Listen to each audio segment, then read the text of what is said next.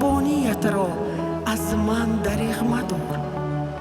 قطره های زندگی بخش را در مغز من فرو بریز، مرا شاداب کن ای ابری پر سخاوت، باران رحمتت را بر سرم فرو بریز.